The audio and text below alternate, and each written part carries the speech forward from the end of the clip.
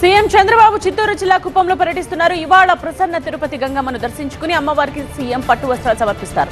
సాయంత్రం బెంగళూరులో art of living కేంద్రానికి చంద్రబాబు వెళతారు. సీఎం రేవంత్ రెడ్డి ఈ నెల 23న యాదగిరిగుట్టలో పర్యటిస్తారు.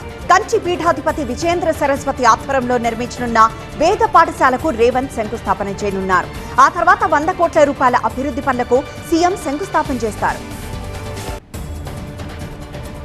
రేపటి నుండి కాళేశ్వరంలో సరస్వతి నది అంత్య పుష్కరాలు జరగనున్నాయి. పుష్కరాల కోసం కాళేశ్వరానికి 3,360 ఆర్టీసీ సర్వీసులను ప్రభుత్వం నడుపుతోంది.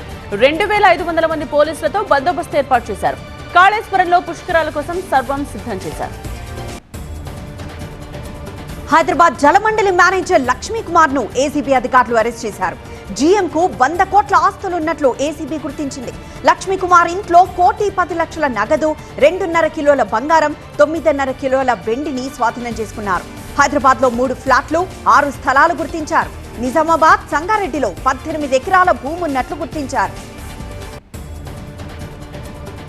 ఇవాళ దేశవ్యాప్తంగా ఫార్మసీల సమ్మె కొనసాగుతోంది. ఏఐఓసీడీ పిలుపుతో మెడికల్ షాపులు మూసివేశారు. ఆన్లైన్ లో మందుల విక్రయాలు నిలిపివేయాలని, అధిక డిస్కౌంట్స్ నియంత్రించాలని ఏఐఓసీడీ డిమాండ్ చేస్తోంది. తెలంగాణలోని పలు జిల్లాలకు వాతావరణ శాఖ రెడ్ అలర్ట్ జారీ చేసింది. 45 డిగ్రీలకు పైగా ఉష్ణోగ్రతలు నమోదయ్యే అవకాశం ఉంది. ఉత్తర తెలంగాణ జిల్లాల్లో 3 రోజుల పాటు వడగాలులు వీస్తాయని తెలిపింది. వాటి నుంచి 5 రోజుల పాటు రెడ్ అలర్ట్ కొనసాగనుంది. మరోవైపు ఏపీలోనూ అత్యధిక ఉష్ణోగ్రతలు నమోదవుతున్నాయి. తీర ప్రాంత జిల్లాల్లో ఇవాటి నుంచి 26 వరకు తీవ్ర వడగాలులు వీస్తాయని ఐఎండీ హెచ్చరించింది. తెలంగాణలో నైరుతి రుతుపవనాలకు అనుకూల పరిస్థితులున్నట్టు వాతావరణ శాఖ తెలిపింది. బంగాళాఖాతం వైపు విస్తరించిన రుతుపవనాలతో ఇవాళ కొన్ని జిల్లాల్లో తేలికపాటి వర్షాలు కురుస్తాయని తెలిపింది. గంటకు 40 నుంచి 50 కిలోమీటర్ల వేగంతో ఈదురుగాలులు వీచే అవకాశం ఉందని చెప్పింది. ఆదిలాబాద్ లో భారీ వర్షం పడింది. ఆదిలాబాద్ వ్యవసాయ మార్కెట్లో ఉంచిన జొన్న పంట వరదకు కొట్టుకుపోయింది. దీంతో రైతులు లబోదిబోమంటున్నారు. వారం రోజులుగా ధాన్యంతో మార్కెట్ దగ్గర పడిగాపులు కాస్తున్నా కొనుగోలు చేయలేదని, అకాల వర్షానికి ధాన్యం కొట్టుకుపోయిందని రైతులు ఆరోపిస్తున్నారు. మెదక్, సిద్దిపేట జిల్లాల్లో గాలివాన బీభత్సం సృష్టించింది. మెదక్ జిల్లా బహిరన్ దీపలో ఈదురుగాలకు ఒక ఇంటి పైకప్పు ఎగిరిపోయింది. ఇంట్లోని సామాన్లు చెల్లాచెదరయ్యాయి. మరోవైపు కల్లాల్లోని వరి ధాన్యం తడిచిపోయింది. అల్లాదుర్గంలో రోడ్డుపై భారీ వృక్షం నెలకొరిగింది. ఒక గోడౌన్ పైకప్పు ఎగిరిపోవడంతో ధాన్యం బస్తాలు తడిచిపోయాయి. తోగుట మార్కెట్ యార్డ్ లో ధాన్యం తడిచిపోయింది. ఇక తోగుటలోనూ రహదారికి అడ్డంగా భారీ వృక్షం పడిపోయింది. నిజామాబాద్ లోనూ వర్షం బీభత్సం సృష్టించింది. మంచిప్ప, బైరాపూర్లో ఈదురుగాలులతో వాన కురిసింది. గాలి దుమారంతో చెట్లు, విద్యుత్ స్తంభాలు నేలకొరిగాయి. ఈదురుగాలులకు ఇంటి పైకప్పులు ఎగిరిపోయాయి. తెలంగాణ ఆవిర్భావ వేడుకలపై ప్రత్యేక ప్రధాన కార్యదర్శి వికాస్ రాజు ఉన్నత స్థాయి సమీక్ష నిర్వహించారు. జూన్ 2న పరేడ్ గ్రౌండ్స్ లో వేడుకలకు ఏర్పాట్లు చేయాలని అధికారులను ఆదేశించారు. అన్ని శాఖలు సమన్వయంతో పనిచేయాలని చెప్పారు. ప్రతి శాఖ నుండి నోడల్ అధికారుల నియామకం చేపట్టాలన్నారు.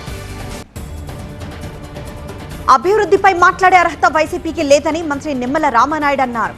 వైసీపీ హయాంలో రోడ్లపై ప్రయాణం నరకంలా ఉండేదని చెప్పారు. టీడీపీ పాలనలో 90% పూర్తయిన టిడ్కో ఇళ్లను వైసీపీ పూర్తి చేయకుండా అప్పు చేసి వాడుకున్నారని నిమ్మల తెలిపారు. వైరెడ్డి సిద్ధార్థరెడ్డిపై మంత్రి టీజీ భరత్ ఫిర్యాదు చేశారు. ఈ మేరకు కర్నూలు 3 టౌన్ పిఎస్ లో మంత్రి ఫిర్యాదు అందజేశారు. ఈ నెల 14న నారా లోకేష్ తో పాటు తన పరువుకు భంగం కలిగేలా వైరెడ్డి సిద్ధార్థరెడ్డి మాట్లాడారని ఆరోపించారు. మంత్రి ఫిర్యాదుతో పోలీసులు కేసు నమోదు చేశారు. ఖమ్మంను అభివృద్ధి చేసింది తానే అని మాజీ మంత్రి పువ్వాడ అజయ్ అన్నారు. కేసీఆర్ సహకారంతో మెడికల్ కాలేజ్, తీగల వంతెన తీసుకొచ్చామని చెప్పారు. పదవులు చూసుకొని ముడిసిపోవడం తప్ప ప్రజలకు కాంగ్రెస్ చేసిందేమీ లేదని పువ్వాడ విమర్శించారు. వెలుగుమట్లలో పేదల ఇళ్లు కూల్చారన్నారు. నెల్లూరు జిల్లా దుత్తలూరు మండలం తెడ్డపాడు దగ్గర పెను ప్రమాదం తప్పింది. కడప నుండి గుంటూరు వెళుతున్న హెచ్పీ పెట్రోల్ ట్యాంకర్ అదుపు తప్పి బోల్తా పడింది. డ్రైవర్ నిద్రమత్తు వల్లే ప్రమాదం జరిగినట్టు క్లీనర్ చెప్పారు. ఇక ట్యాంకర్లో సుమారు 10,000 లీటర్ల పెట్రోల్, 4,000 లీటర్ల డీజిల్ తరలిస్తున్నట్టు చెప్పాడు. ప్రమాదంలో డ్రైవర్, క్లీనర్ కు గాయాలు కావడంతో స్థానిక ఆసుపత్రికి తరలించారు. ఖమ్మంలో వివాహితను వేధించిన సీఐపై కేసు నమోదైంది. సీసీఎస్ సీఐ రాజుపై 2 టౌన్ స్టేషన్ లో కేసు నమోదు చేశారు. ఒక కేసు విషయంలో స్టేషన్ కు వచ్చిన మహిళను సీఐ వేధించాడు. తనను శారీరకంగా, ఆర్థికంగా వేధించాడని బాధితురాలు ఫిర్యాదు చేసింది. దీంతో సీఐ రాజును ఐజీ ఆఫీస్ కు అటాచ్ చేశారు. ఈ ఘటన ఆలస్యంగా వెలుగులోకి వచ్చింది. హైదరాబాద్ మీర్పేటలో ఎస్ఓటీ పోలీసులమని చెబుతూ మోసాలు చేస్తున్న 6గురిని పోలీసులు అరెస్ట్ చేశారు. బియ్యం అక్రమ తరలింపు కేసు పెడతామని లారీ డ్రైవర్ను బెదిరించిన నిందితులు ₹1,60,000 డిమాండ్ చేశారు. అతని నుండి 80,000 వసూలు చేశారు. నిందితులను అరెస్ట్ చేసిన పోలీసులు వారి నుండి నగదు, కార్డు స్వాధీనం చేసుకున్నారు. నల్గొండ జిల్లాలో జంట హత్యల కేసు హాలియా పోలీసులు ఛేదించారు. 5గురు నిందితులను అరెస్ట్ చేసి రిమాండ్కు తరలించారు. మరో 3 నిందితులు పరారీలో ఉన్నారు. భూ వివాదంలో ఇబ్రహీంపేటకు చెందిన తల్లి సుమలత, కూతురు లావణ్యను హత్య చేసినట్లు గుర్తించారు. తిరుపతిలో ₹1,00,00,000 విలువైన 500 మొబైల్ ఫోన్లను పోలీసులు రికవరీ చేశారు. చోరీకి గురైన ₹1,00,00,000 విలువైన మొబైల్స్ ను బాధితులకు అందజేశారు. ఇప్పటిదాకా 4,785 మొబైల్ ఫోన్లను రికవరీ చేసినట్టు పోలీసులు చెప్పారు. సిఈఐఆర్ సేవలపై ప్రజలకు అవగాహన కల్పించాలని జిల్లా ఎస్పీ సుబ్బరాయుడు తెలిపారు. విజయనగరం మహిళా పోలీస్ స్టేషన్లోనే భార్యపై భర్త హత్యకు ప్రయత్నించాడు. పోలీసుల ముందే తన భార్యపై అబాద్ వీధికి చెందిన షేక్ గౌస్ పెట్రోల్ పోశాడు. వెంటనే అప్రమత్తమైన పోలీసులు ఆమెను కాపాడారు. తనపై కంప్లైంట్ ఇవ్వడానికి స్టేషన్కి వెళ్లిందన్న కోపంతో భార్యపై దాడి చేశాడు. హైదరాబాద్ అత్తాపూర్లో యువతి కిడ్నాప్ కలకలం రేపింది. కారులో వచ్చిన 4 దుండగులు అందరూ చూస్తూ ఉండగానే యువతిని కిడ్నాప్ చేసి పరారయ్యారు. ఈ ఘటనపై పోలీసులు కేసు నమోదు చేసి సీసీ ఫుటేజ్ ను పరిశీలిస్తున్నారు. అనేక కోణాల్లో దర్యాప్తు చేస్తున్నారు. విశాఖలో పాస్టర్ అభినయ్ దర్శన్ పోలీసులు అదుపులోకి తీసుకున్నారు. అల్లూరు జిల్లా జీకే వీధి పోలీస్ స్టేషన్ కి తరలించారు. జీకే వీధి మండలం నీరు తోటపాలెం దగ్గర తనపై గుర్తు తెలియని దుండగులు మాస్క్లతో వచ్చి దాడి చేశారని పోలీసులకు పాస్టర్ ఫిర్యాదు చేశారు. దాడిపై దర్యాప్తు చేసిన పోలీసులు కీలక విషయాలు రాబట్టారు. పాస్టర్ అభినయ్ తనపై దాడి చేయించుకునేందుకు ప్లాన్ చేసినట్టు ఆడియో, వీడియో ఆధారాలను పోలీసులు సేకరించారు. హైదరాబాద్ మీర్పేట్ పరిధిలోని ఎంఎల్ఆర్ కాలనీలో దొంగతనం జరిగింది. శ్రీ గురుదత్త గోల్డ్ షాప్ లో అర్ధరాత్రి దుండగులు చోరీకి పాల్పడ్డారు. షాప్ తాళాలు పగలగొట్టి 4 లక్షల విలువైన బంగారు, వెండి ఆభరణాలను ఎత్తుకు వెళ్లారు. కేసు నమోదు చేసిన పోలీసులు సీసీ ఫుటేజ్ ని పరిశీలిస్తున్నారు. మాజీ మేయర్ బొంతు రామ్మోహన్ ఆయన భార్య శ్రీదేవితో తమ కుటుంబానికి ప్రాణహాని ఉందని అమీర్పేటలోని ఏసియన్ హాస్టల్ నిర్వాహకులు చెప్పారు. ₹2 కోట్ల అడ్వాన్స్ రూపంలో ఖర్చు చేయించి హాస్టల్ భవనం ఖాళీ చేయాలని హింస పెడుతున్నారని వాపోయారు. తమపై అక్రమ కేసులు బనాయించి జైలుకు పంపడమే కాకుండా ఇప్పుడు రౌడీలను హాస్టల్కు పంపి భయభ్రాంతులకు గురి చేస్తున్నారని ఆరోపించారు. జగిత్యాల జిల్లా మెట్పల్లిలో దోపిడీ దొంగలు రెచ్చిపోయారు. బ్యాంకులో డబ్బులు డ్రా చేసుకుని వెళుతున్న వ్యక్తులను వెంబడించి స్కూటీలో పెట్టిన ₹1,00,000 నగదును ఎత్తుకెళ్లారు. బాధితుడి ఫిర్యాదుతో కేసు నమోదు చేసిన పోలీసులు సీసీ ఫుటేజ్ ఆధారంగా దర్యాప్తు చేస్తున్నారు. పెద్దపల్లి జిల్లా ఎలిగేడు మండలం శివపల్లిలో కోడిపందాల స్థావరంపై పోలీసులు మెరుపు దాడులు చేశారు. కోడిపందాలు నిర్వహిస్తున్న 14 మంది వ్యక్తులను అరెస్ట్ చేశారు. 6 పందెం కోళ్లు, 6 కోడి కత్తులు, 40,000 నగదు, కారు, 7 బైక్లని స్వాధీనం చేసుకున్నారు. దేశవ్యాప్తంగా ముదిరాజ్ సమాజాన్ని ఏకం చేసే రాజకీయంగా బలోపేతం చేయడమే ఇండియన్ ఇంక్లూసివ్ పార్టీ ప్రధాన లక్ష్యమని ఆ పార్టీ జాతీయ అధ్యక్షుడు, బీహార్ ఎమ్మెల్యే ఇంద్రజిత్ ప్రసాద్ గుప్తా అన్నారు. హైదరాబాద్ బషీర్బాగ్ ప్రెస్ క్లబ్ లో తెలంగాణ రాష్ట్ర కమిటీని ప్రకటించారు. తెలంగాణలో ముదిరాజులు అధిక సంఖ్యలో ఉన్నారని, వచ్చే ఎన్నికల్లో విజయం సాధించి అధికారంలోకి రావడమే పార్టీ లక్ష్యమని చెప్పారు. భారత్, నార్వే మధ్య లోతైన ఆర్థిక సహకారం పెరగాలని ప్రధాని మోదీ పిలుపునిచ్చారు.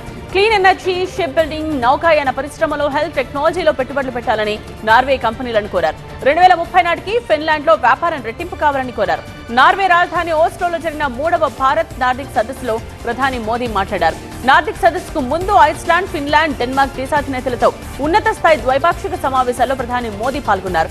బ్లూ ఎకానమీలో ఐస్లాండ్ శక్తి అద్భుతమని ప్రధాని మోదీ కొనియాడారు. భద్రతా బలగాల ధైర్యం, త్యాగంతో మార్చి 31 నుంచి దేశంలో మావోయిస్టులను నిర్మూలించామని హోంమంత్రి అమిత్ షా ప్రకటించారు. బస్తర్ ప్రజలు ఇప్పుడు నిర్భయంగా జీవిస్తున్నారన్నారు. ఛత్తీస్గఢ్ లో గతంలో ఉన్న కాంగ్రెస్ సర్కార్ మావోయిస్టు రహిత భారత్ చర్యకు సహకారం అందించలేదని అమిత్ షా చెప్పారు. శ్రీలంక తమిళ అమరవీరుల సంస్మరణ దినోత్సవం సందర్భంగా తమిళనాడు సీఎం విజయ్ చేసిన ట్వీట్ పై రచ్చ రాజుకుంది. శ్రీలంక తమిళ అమరవీరుల త్యాగాలను ఎప్పటికీ గుర్తుపెట్టుకుంటామని, ఈలంకు మద్దతు కొనసాగుతుందని విజయ్ ట్వీట్ చేశారు. శ్రీలంక తమిళులకు గతంలో కూడా విజయ్ మద్దతు ప్రకటించారు. టీవీకి ఎన్నికల ప్రచారంలో ప్రభాకరన్ బ్యానర్స్ ని కూడా ప్రదర్శించారు. భారత్ భారీ ఆర్థిక తుఫాన్ అంచున ఉందని కాంగ్రెస్ నేత రాహుల్ గాంధీ హెచ్చరించారు. ప్రధాని మోదీ చేపట్టిన ఆర్థిక మార్పుల కారణంగా సామాన్యులపై తీవ్రమైన భారం పడిపోతోందన్నారు.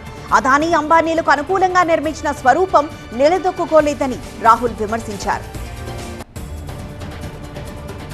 మైనార్టీ వర్గాల సమస్యలు ఫిర్యాదులను పరిష్కరించడంలో రాష్ట్ర మైనార్టీ కమిషన్లు కీలక పాత్ర పోషించాలని కేంద్ర మంత్రి కిరణ్ రిజిజు పిలుపునిచ్చారు.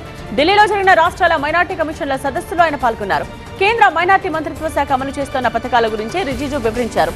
తెలంగాణ మైనార్టీ శాఖ మంత్రి అజారుద్దీన్ కూడా ఈ సదస్సులో పాల్గొన్నారు. బాలీవుడ్ లో సంచలన సినిమాలు తెరకెక్కించిన దర్శకుడు రాజ్ కుమార్ హిరానీ వెబ్ సిరీస్ లోకి ఎంట్రీ ఇచ్చారు. ఆయన క్రియేటర్ అండ్ ప్రొడ్యూసర్ గా ఉంటూ ప్రీతమ్ అండ్ పెడ్రో అనే సిరీస్ తీసుకొస్తున్నారు. ఇందులో హిరానీ తనయుడు వీర్ హిరానీ హీరోగా నటిస్తున్నారు. అవినాష్ అరుణ్ ఈ సిరీస్ కు దర్శకత్వం వహిస్తున్నారు. జూలై 3 నుండి ఈ సిరీస్ స్ట్రీమింగ్ కానుంది. ప్లే ఆఫ్స్ కు అర్హత సాధించాలంటే తప్పక గెలవాల్సిన పోరులో రాజస్థాన్ రాయల్స్ సత్తా చాటింది. వైభవ్ సూర్యవంశీ బ్యాటింగ్ తో చెలరేగడంతో 7 వికెట్ల తేడాతో లక్నోపై ఘన విజయం సాధించింది. లక్నో ఇచ్చిన 221 పరుగుల లక్ష్యాన్ని రాయల్స్ 19.1 ఓవర్లలో 3 వికెట్లు కోల్పోయి అందుకుంది. ధ్రువ్ జురెల్, యశస్వి జైస్వాల్ కూడా రాణించారు. తొలిగా మిషెల్ మార్ష్, జోష్ ఇంగ్లీష్ మెరుపులతో లక్నో 20 ఓవర్లలో 5 వికెట్లు కోల్పోయి 220 పరుగులు చేసింది.